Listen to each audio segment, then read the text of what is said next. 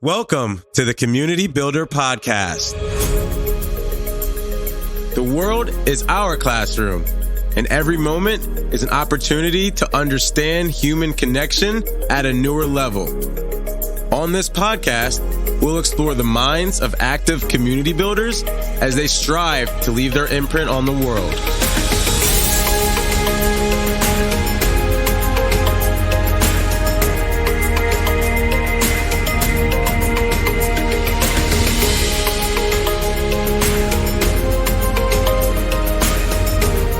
I am your host, Travis King. Let's build. Before we get started, we would like to thank our sponsor, Cruise Control Music, the ultimate audio branding experience.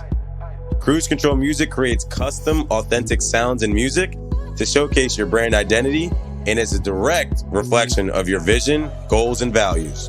If you're looking to start or level up your podcast experience, log on to cruisecontrolmusic.com. It's a matter of personality and what you bring to it. I prefer interacting with people directly. And that's, I'm more of an extrovert. Some people are more introverts. It kind of finds your facet. And I've kind of found myself, in addition to being the Rebel Legion commanding officer, I'm also the local, and we have different chapters across different places. So like states. Most of our area here in the Kansas City area and St. Louis, and that is where I'm based out of. The organizations are Kansas and Missouri are kind of together. So for the 501st, we have the 70th Explorers Garrison here. So it's the local chapter of the 501st, and that's I'm the executive officer, basically the second in command of the local group. We also have squads. We have people that do like squad leaders in different positions across the, large metropolitan areas. We have a squad here in Kansas City. We have a squad in St. Louis. And we have a squad in Wichita, which just recently formed. Then you have, like in the case of the Mercs, I'm a Rousselor for the local clan. It's kind of a guy that kind of helps people with their new costumes. Try to get them on set so their approval process is easier. I'm one of the few. I spend, I tend to try to help the new members with that end. Saber Guild, I recently worked with helping form the local temple. We have a new temple here, which we do performances. So tonight I'm going to spend about an hour and a half practicing dueling with the saber, all choreographed. Try to make that performance look nice. In the case of the Dark Empire, I've been a membership officer with that, and also have kind of helped form. Was one of the founding members for our local Spire here. So different names for the same thing. We have local chapters. Sometimes I think we confuse the public with all of our nomenclature. We have, and honestly, we kind of worked very hard on creating especially in Kansas City and Kansas and Missouri, I try to find a unified culture under that. I've worked kind of hard on trying to, along with other leaders like Alvin Johnson, Tom Hutchins of the Mercs, Brian Sarcher is the current LCO for the 501st, and we have Rob Yagamara for the Saber Guild, Michael Stanton for Dark Empire, and Steele for the R2 builders and the droid builders. Kind of worked hard on trying to kind of make ourselves one community. We kind of formed an organization called the Galactic Senate that tries to get us to work more in unison with one another, because we do all have the same different facets, and we bring more to the table all together and working together than without. We often have the same issues and things. It's just a different group dealing with it. Yeah, I think that's fascinating too, because one thing that I'm also super interested in exploring are some of the challenges that come up. And it seems like there are different challenges that come up, but they're also not always the same. And so I guess, could you talk a little bit about some of the different sorts of things that might come up in one community and how you guys come together as a collective to solve some of these challenges? Well, I think some of it's just how we deal with, um, policies as a groups, whether we do it locally or on, when I say the Legion level, and even though we have different terminology, it's the high, the more international. Because keep in mind, our groups are not just here in the United States. We're all of our groups are international. Right. We have members at one point we had members in the 501st on every continent, even Antarctica. We had one of the people in Antarctica actually brought their snow trooper out. So it's kind of actually really funny. You have a very diverse population. The 501st has around 13,000, give or take, active members. The Rebel Legion's approaching 6,500, almost 7,000 members. You have the Mercs, that are close around 2,000. Dark Empire just achieved its 500th member. Saber Guild's around the same area, I think between 5 and 7. The droid builders they're numerous by the whether you count them by bots or actually the humans that control them. Right. So where we kind of try to solve things is like, okay, we have an event. Here's a good example. We got to organize our event. We're doing a festival, a walk, support charity. So who comes out and who does what? Whether, we may have multiple Luke Skywalkers or multiple R2D2s, so that they got to figure that part out. Who gets to play what role at what time? I have over 40 costumes between groups and outside of this, so I really don't have that same push as far as that. But some people only have one or two, and then the requirement is doing one troop a year. Most of us all require being out in doing this. So we've got to work on that. We also try to be consistent. So if we have a standard, or we're asked not to, say, a venue or that ask us not to carry blasters for whatever reason, we've got to look at how we handle that as each of one of those groups, disseminate information to each other. And unfortunately, sometimes problematic issues within one, there are always issues between members and things that we have to try to solve. It's a political community. It really is. So you do have some degree of, you will have issues. You'll have the negative things, unfortunately, that sometimes arise. Yeah. And I feel like it's always in those moments where you have the sort of uncertainty and problematic issues is where you find the most growth. So I think it's very important that you pointed that out, and I want to thank you for that as well. Right.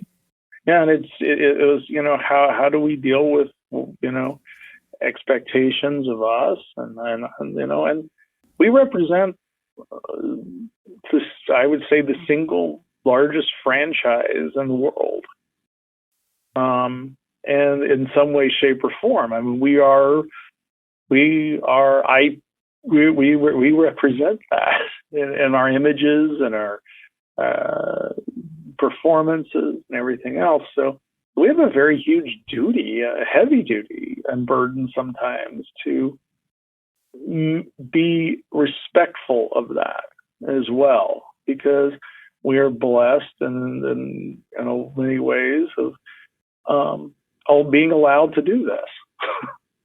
There is, we are a walking IP violation at the time. Right. That I was literally about to ask you. I was like, do you guys ever talk to like actual Star Wars or anybody like that about this stuff? Well, on the command level, yes. I spend a lot of time talking to Lucasfilm and Disney. So does my counterparts all over. It's part of our job. Our volunteer job. I want to say, because I think people don't understand. Everyone that does this is volunteers. Not only they build their costumes, but they. support, travel and everything else. It's part of our thing. And, some of these costumes are pretty elaborate. Most of them, you're going to find the most inexpensive of the costumes probably going to set you back unless you can. And again, everyone can do certain parts and cut money, but you're looking at about 500 to some of these costumes and droids, especially droids, you could get at tens of thousands of dollars. Oh my! It's kind of a huge investment that we take on, but you either like it or you don't, and that's the thing. You're willing to do it or not. I fell in love with it. I fell in love the first time. I think one of the coolest experiences I got to do was work with Lucasfilm. We did a Jedi training across the country, working with children's hospitals. So we did a whole thing where the Rebel Legion, the 501st was involved, and this has been several years ago, and I had the opportunity to do several events in Florida, Chicago, and that, and I loved it. It's but the first time you said, and a kid looks at you and you're their hero or mesmerized, or it doesn't even, or I've had 40-year-old people run across the street through traffic to get their picture with Boba Fett. Wow. It's an unusual. It's the magic that really matters. Right. You guys are creating memorable experiences that people hold on to forever. And those are priceless. They really are. And to see that you could bring joy to someone's life. Or another experience I did, they worked with Carl Gehring out of Star Garrison. We did a training or a thing where a young boy who they wanted to do, he had been hospitalized and health issues, but he wanted to be a Jedi. So our groups all pooled together. The Rebel Legion helped, and the 501st worked together to create a Jedi robes for this young man. It was a child. I think he was around 8 or 9. It's so hard trying to remember back on all the details. But one of the things I got to do, so we took our Emperor's throne. One of our local builders here, Adam Warman, built the Emperor's throne. I usually do the Emperor. And Adam and I went there. Adam made a belt for him. We had people locally that built costumes. They bought lightsabers down there in Texas. So this little boy got to not only train to be a Jedi, but get to face the Emperor and defeat the Emperor. Wow. How do you replace that? I'm still friends with his father. And, we talk on Facebook from time to time. And how do you recant? And it's not something I did. And that's the thing I think people lose sight of. It's not about I. It's about what our groups did. We have done incredible things, and it's very much a team effort. It's something, I think I started off by saying, well, I do this in this group because it's a personal thing. But it's about a team. We have a team of people that work together to share magic, and it's a rare thing that are volunteers. That we take the time and energy, and the maintenance on these costumes is not only cheap, it's expensive and time consuming. You break a lot of things doing these things. Let's face it, it's one of those things that, and we're 360-degree models for these things. Where in a movie, you could have stormtroopers held together with gaffer's tape and electrical tape and things on things, no one would ever see. Right. As extras in the back of a movie. But when we're out and walking, whether it's a convention floor or at a at a walk, where we're, representing Make-A-Wish or any of the other organizations we work with. It's an impressive thing because you walk around, you have a real life example of something that, kid comes up to you and you're not up to snuff. Believe me, that child will notify you that the armor isn't fixed right. Because you are pretty, you want to look the part. You want to look like you walked out of the movie and or whatever media you came from, and really wow someone. Yeah, I love that you put so much passion into this, and it definitely shows with just the impact that you've already displayed through your stories and just the continued effort of being in these communities. So I just want to thank you for what you do, because it's people like you that lead, the trailblazed path to success of, what community building and success really looks like. So just wanted to take a second to thank you for that as well. Thank you, but part of that is the time that the leadership puts in, but it's really for us. It's the people who come out and do these things in our public face.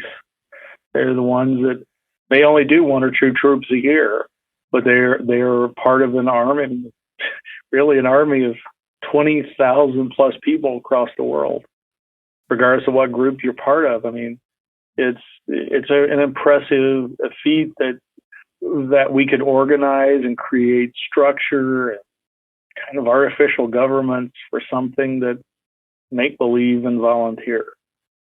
It's fascinating. But it's definitely a work in the progress, and we're always learning and changing and trying to adapt and make what we do fun as well as manageable.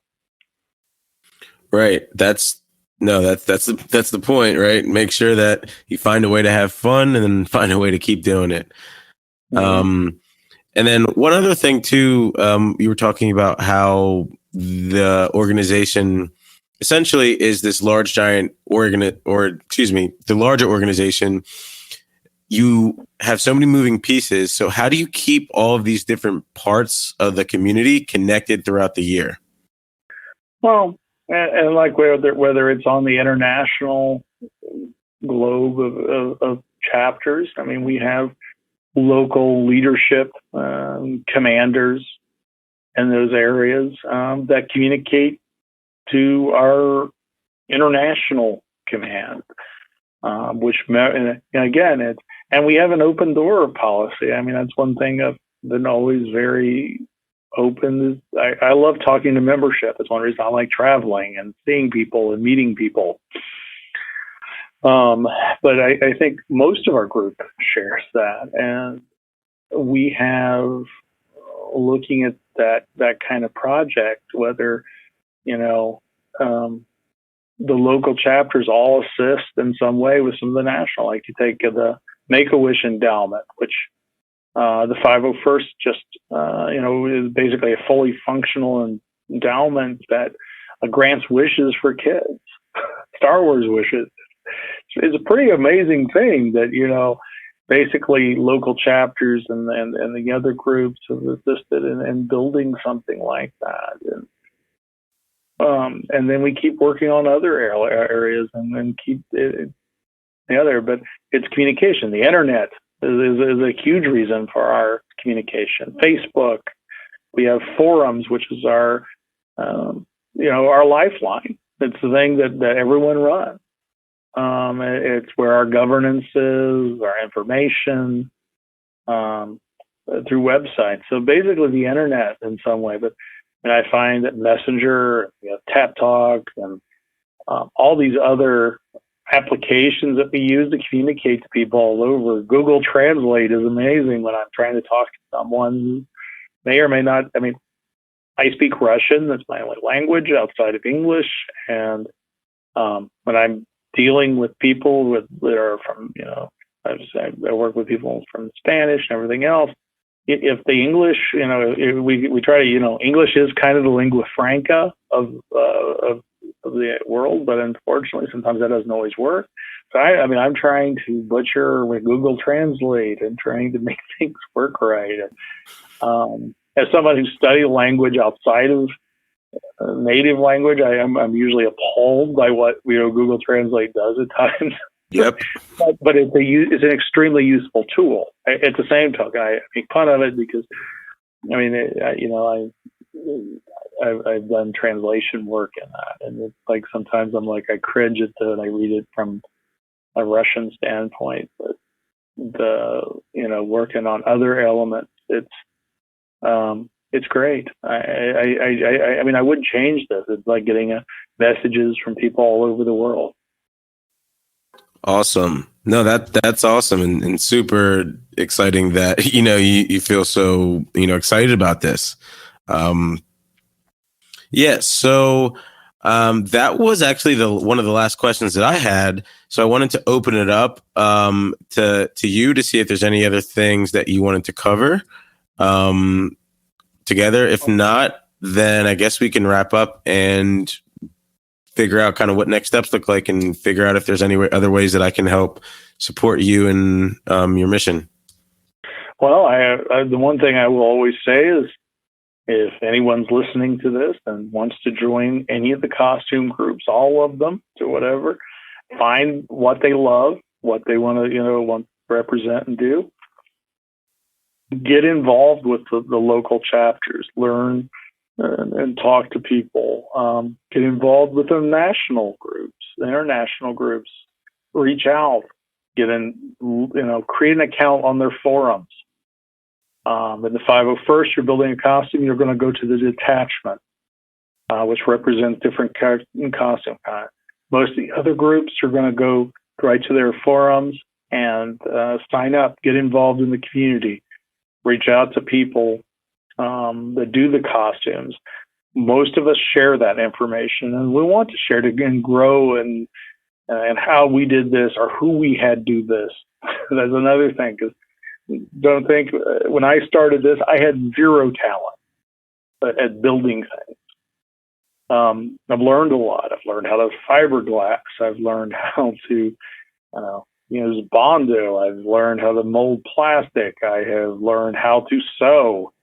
I have learned a lot of different skill sets. Painting, and not only just painting, but painting things to make them look old. Star Wars is one of the most interesting things, and we don't think of it now in this day. But when Star Wars came out in 1977, A New Hope, Star Wars was old. Other than Aliens, and Aliens is another movie that kind of, or Alien, that's mostly sci-fi, was bright and shiny. Star Trek, bright and shiny universe. Everything's new and clean and easy, and there's no money, and there's no whatever exists.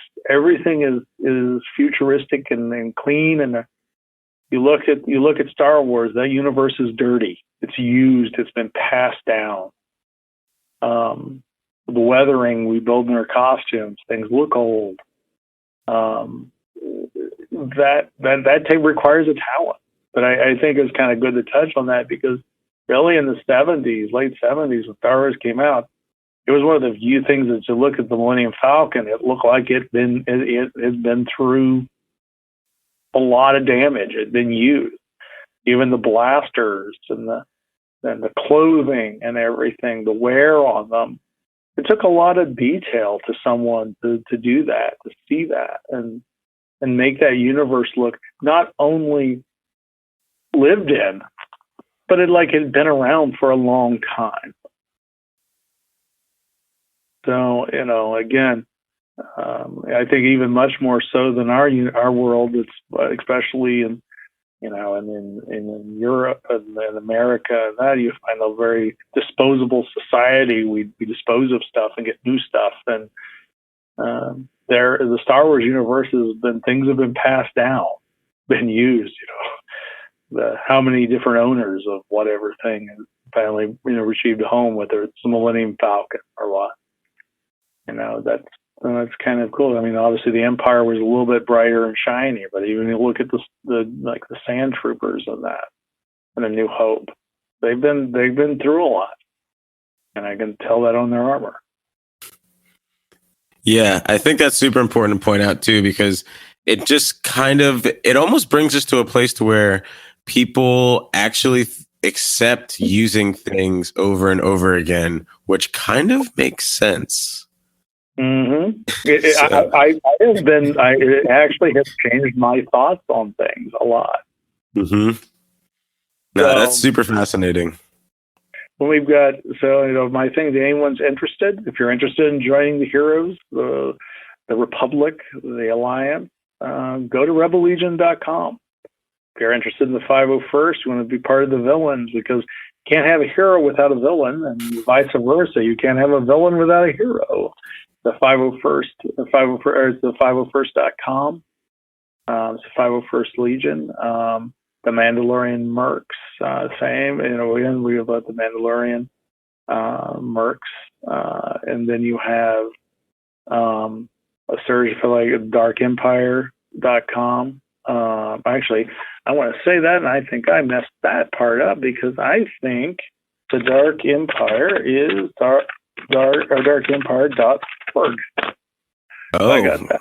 Yes, we got an org in there.